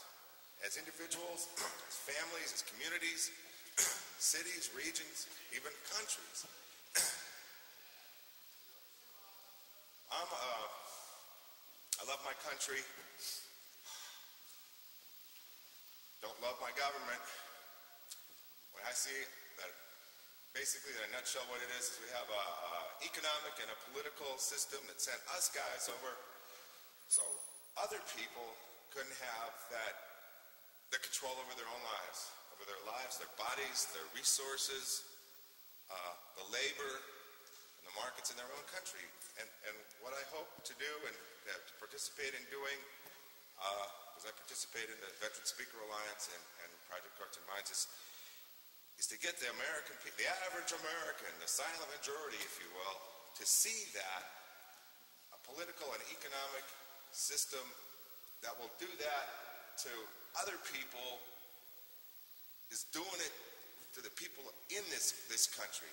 And if people can see that kind of thing, I think there will be a change. And I hope someday to be calm and a speaker and not get so overwrought and emotional.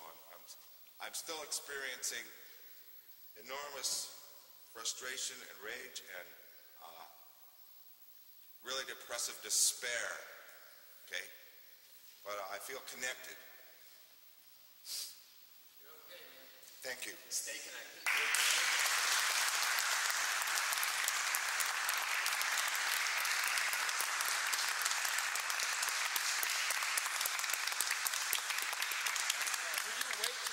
Because I want to give you a hug, okay? My name's Jack Marquez. I'm from Philadelphia, South Jersey, and all those places. Basically, what I say is I agree with just about everything that I've heard from you and from other people. And to say one of the reasons we're so frustrated is, as Jesuit who was down in Central America, was asked in an interview show, can you find forgiveness? Because in Catholic religion, you say you can forgive your enemies. And it was Terry Gross, and she was talking about the people who slaughtered the Jesuit priest, president, and those other people down there. And he said, well, let me tell you something about forgiveness. To have forgiveness... To our old equipment, it looks very valuable to a lot of repressive regimes. I later served aboard the USS Bennington, CVA-20. It was a spy ship, Southeast Asia, China Sea, Gulf of Tonkin, and it was a photo reconnaissance sorties and bombing sorties. I was a ship's company photographer, mostly on the flight deck, and processed a lot of reconnaissance film from fighters and bombers. And as I processed, I realized in the moviola that we were bombing and strafing and napalming, and there was a lot of secondary explosives on the ground, explosions. And I questioned in 1959, who were we bombing? And they were pretending we had an island off the Philippines that we were bombing, and I didn't believe it because of the secondary explosions on the ground, and the terrain didn't seem familiar to me, and I've been in the Philippines.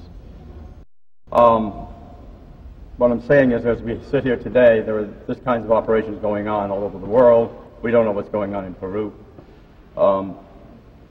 But aboard the ship, no one knew exactly where we were most all of the time. We knew when we were in Yokosuka, we knew when we were in Subic Bay, we knew when we were in Sydney, Australia, but you sure as hell didn't know where you were at sea unless it was extremely hot.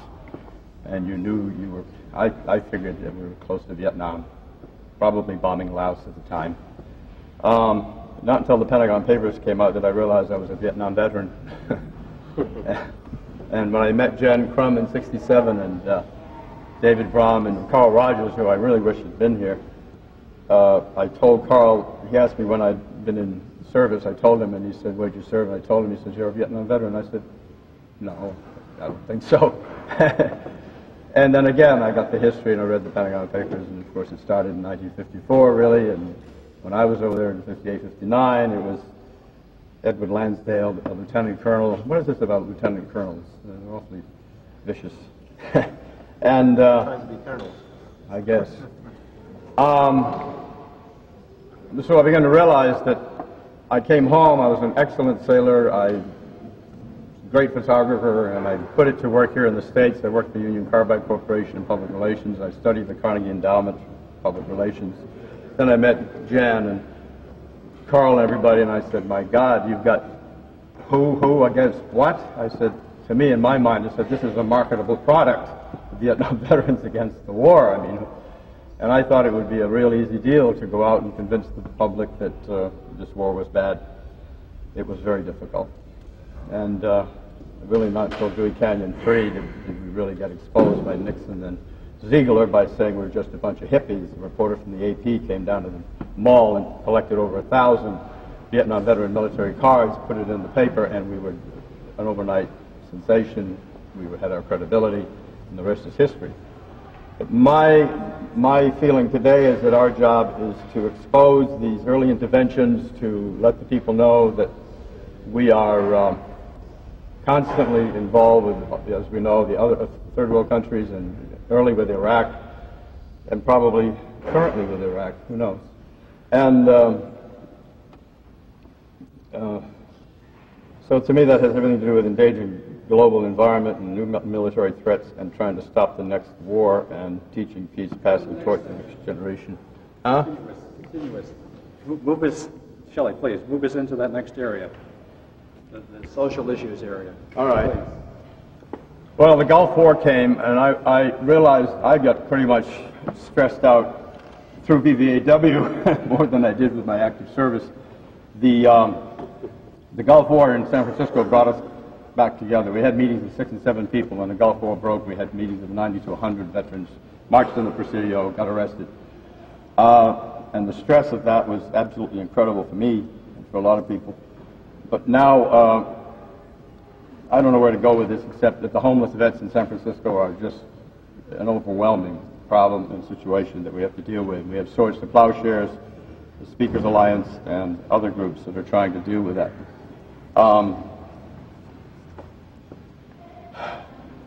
The frustration is that already the Gulf War has forgotten Vietnam is super history.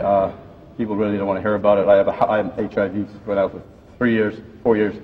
I have a housemate in San Francisco, a Vietnam vet, a K-9 Corps fellow from served in Thailand in the Air Force. Total denial. He has cancer. He doesn't want to talk to family. He doesn't want to talk to counselors. He doesn't want to talk to anyone. He locks himself in his room most of the time. And I told him about the C-SPAN series on Vietnam, and he just simply would not watch it. And there's not much I can do with that situation, but there's an awful lot of that going on. I'm beginning to trail off here. But I have so many issues, and I'm so angry that we've got so much to do, so much teaching to do, and it's so hard to make people pay attention. That's all I can say.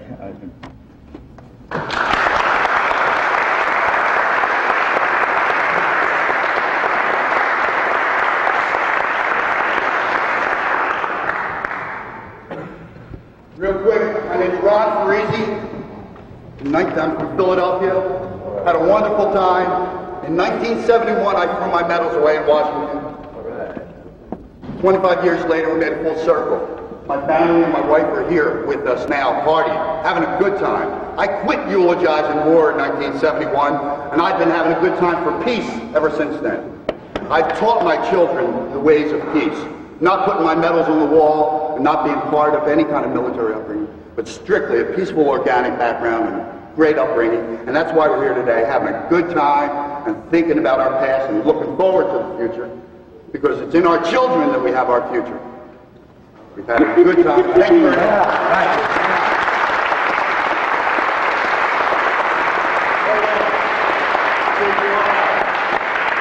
Examples in our own lives. Jen, you have a section about passing the torch to the next generation. And, you know, one of the most painful things is that last night when Bobby got in touch with the fact that the war is still going on, I'm preparing my whole family. You know, I am a VVAW lifer. I dropped the W when it became chief, and we ran around with Bobby Mueller when we tried to get haircuts and, you know, put on suits with John Kerry and see what Washington looked like and shake hands with Ronald Reagan. So all these years, I still have been an underground yippie.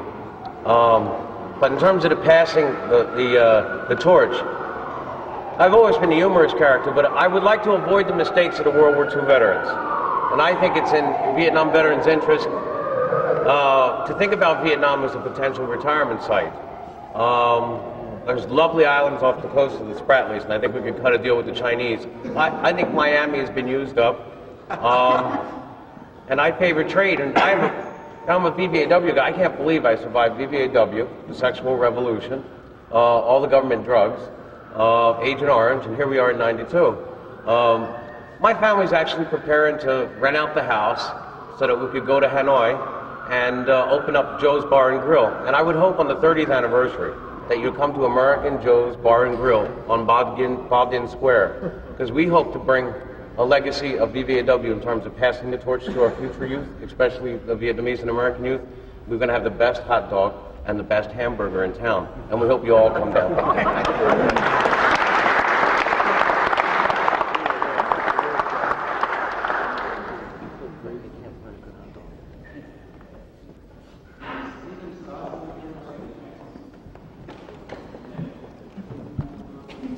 My name is Ed Murphy, and I think I'd like to follow up on what Joe's saying about Vietnam.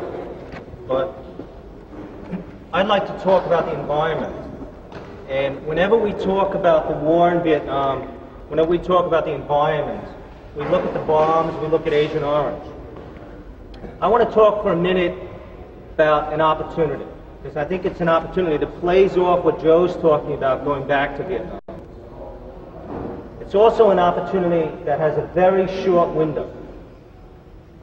We who have fought against the war for 20, 25 years have always hoped that someday we'd say the war's over, and that moment might be when there's reconciliation between the United States and Vietnam. I think that moment, as everybody agrees, is at hand. It's about to happen, whether it happens tomorrow, next year, or the year after, but I think we can say it's there. The point that concerns me the most, and I left state government to give, and I want to use the personal side of this, I left to give my heart and follow my dreams at midlife to where I think I want to be in my soul. And where that is, in many ways, is back in Vietnam. And I went back last year. Joe and I happened to meet again back there. And I needed to find out whether going back to Vietnam was just a Vietnam veteran's dream of the early days and, you know, unconscious attachment to war. And I went back and I realized that it was something and is something that's I use the phrase, Vietnam lives in my soul. And as an Irish Catholic, I play off the concept of a sacrament as an outward sign instituted by God to give grace. And whether people laugh or not, Vietnam imprinted in me something that gave me an understanding that was talked about before about the need for peace. Yeah. And helped me understand more about myself and my children in peace. But the peace that's standing out for me right now is that we are about to end the embargo. We are about to end, the quote, the war. But we run the risk of starting another one. And I think a lot of us have learned about the global environment. Vietnam, even though it was destroyed in many ways by Agent Orange and all, has not been obliterated, and the environment in a perverse way has been protected by being ignored. What's about to happen now in the reconstruction is roads and highways and all sorts of things that are critically important, and I wouldn't want to see any one of us stand in the way of the Vietnamese and their economic development. But there's a window of opportunity to institute environmental management technology in balance with economic development. But that requires some help. That requires us helping the Vietnamese and us working in the corporations here in the United States, the boardrooms or the public information and marketing to prevent another Bhopal, to prevent another Exxon Valdez. And I think there are people in Vietnam, I know there are people in Vietnam who want this, but they don't want to be told, protect the environment for industrial nations at the cost of feeding their children and developing their lives. And I'm saying this because I'm asking people to just pay attention to it.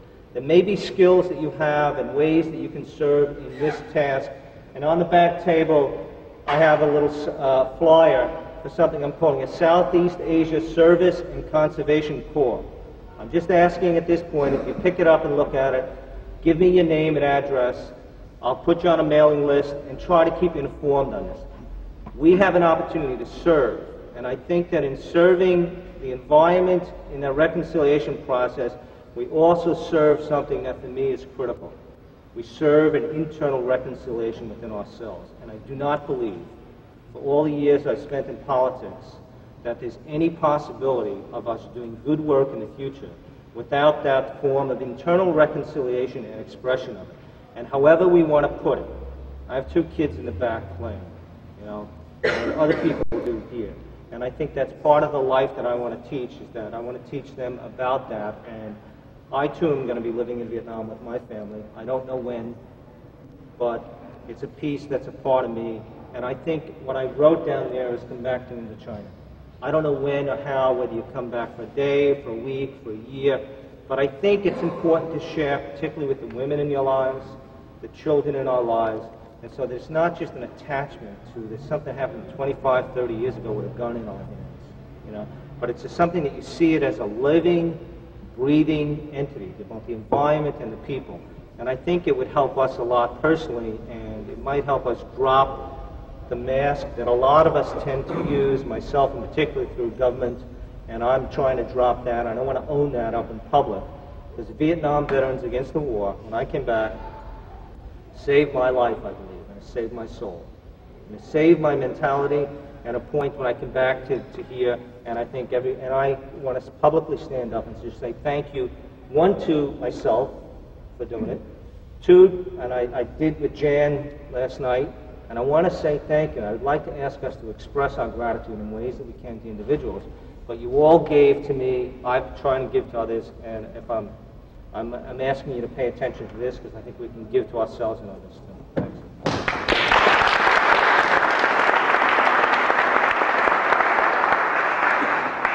I'd like to ask if you'll hold a moment if any of the women would like to speak at this point. There's been tremendous cultural imbalance at this point. There's been all these male speakers, only one woman. Yes? Said really moved me because 2 years ago we had a tour of Vietnam with Don Luce. It was the 25th anniversary of clergy and laity concerned about Vietnam. And it was beyond anything you could have asked or even imagined. It was so wonderful. And the people, they are ready to let bygones be bygones. They want to be friends. And they welcomed us in such a wonderful way. Of course, we had a lot of ins to very interesting people because Don Luce was the leader of our group. And I don't know if you noticed in the New York Times recently, there was an article about Vietnam and going back to Vietnam. And even this tourist who had no particular feelings, I don't think, about the war, said, there's a sweetness about the Vietnamese people. And I think that's so true. And we need to let them be exposed to the rest of the world because I think they have a tremendous amount to give to the world. At this time when there's so much ethnic conflict and all these wars breaking out all over the world over things, past history, which is to me very, very frightening and horrible.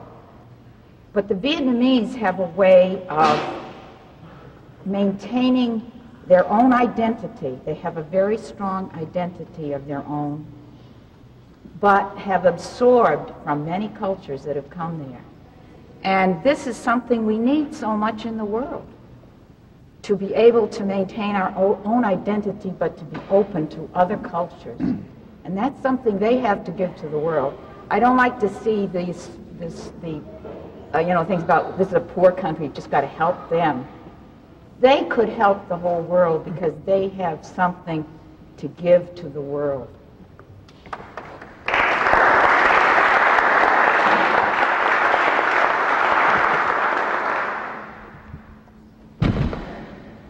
My name's Jerry Lund. I'm from Western Massachusetts. I was part of VVAW in 1971, was at Dewey Canyon 3. And for the intervening period of years, probably from that period of time up through the early 80s, I worked on and off with veterans in the Outreach Center movement and other aspects, but it was really the issue concerning intervention in Central America that got me thinking again about my veterans' experience, about what veterans could do in terms of leading, at that point, what we hoped to be a peace movement, or at least an anti-war movement, to prevent that intervention from happening that many of us felt was incipient. In the mid-'80s, it's 84, I joined a group called the Veterans Education Project. You mentioned Steve Sussman. He's not here today. He's one of our members. That we organized. Brian Wilson, many of you may recognize the name, as the vet who has lost his legs on the West Coast, in an attempt to stop, along with his group, an arms shipment on the West Coast that was due to be delivered to Central America, to kill Central Americans. Brian and another vet, Bob Stenson, in Western Massachusetts, one day heard that there was going to be a helicopter landing at a local high school and a recruitment pitch. And they went to see this. They didn't know what was happening, along with some teachers, and who were concerned, witnessed the event. And they couldn't believe what they saw. They saw a helicopter with the principal land with 5 guys all suited up in their combat gear, with their weapons at the ready, land, conduct mock hand-to-hand combat, and then immediately proceed into the gymnasium and do an incredible recruiting pitch. All the boys, and a number of the girls as well, were enthralled. This really bothered these veterans. They started this group, the Veterans Education Project, of which is now about 10 years old. What we do is we make it a point that the recruiters in our area, this is the western New England area, don't get a free ride. They are not allowed to get into the high schools and give their story exclusively and influence these young people as to what the military is all about, how great it is, how good it is to get into the military, to get the training you need to find a job in civilian life. We all know how that drives. We also know that those of us who have kids know that it's pretty difficult to find money for college, so another part of the recruiting pitch is, join the Army and take advantage of the Army College Fund. You get $15,000. What a deal. What we do is we go in and simply tell our stories as vets. Some of us are Vietnam vets, some of us are era vets from all the services. We're not, strictly speaking, counter-recruitment. We're educational in the sense that the whole point of our organization is to give another side of the story. For that, there's an important distinction for those of you who do this work. You probably realize if you go in as a counter-recruitment person, you immediately raise a lot of hackles and are likely to generate a lot of resistance. So our experience is shaped around the fact that if the goal is to get in and get the information out to the students, the best way to get in is to go in as an educational organization that tries to give the students a point of view based on our own experiences that can't be refuted. I mean, basically, who's going to refute your own military experience? The kids are always very, very interested.